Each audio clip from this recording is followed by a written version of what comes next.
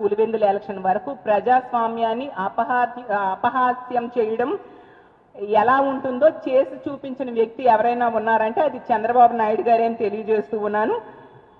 చివరగా ఉచిత బస్సు విషయంలో ఈ రాష్ట్ర ప్రజలకి ఎన్నికల సమయంలో హామీ ఇచ్చి ఈ రోజు నెట్ట నిలువుగా మోసం చేశారు, దగా చేశారు. చంద్రబాబు నాయుడు గారి కూటమి ప్రభుత్వం ఈ ఉచిత బస్సు అనే దాని ద్వారా ఏపీఎస్ఆర్టీసీ తాలూకా నిర్వచనమే మార్చేయడం జరిగిపోయింది.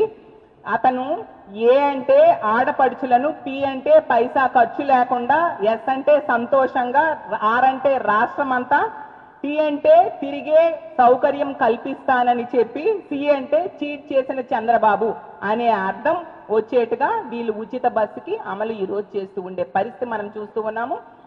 చివరిగా చెప్పేది ఏంటంటే ఖచ్చితంగా రాష్ట్రంలో ఉన్న 11,500 బస్సుల్లో కూడా ఉచిత బస్సు ప్రయాణంకి అవకాశం కల్పించాల్సిందిగా మేము డిమాండ్ చేస్తూ ఉన్నాము. కేవలం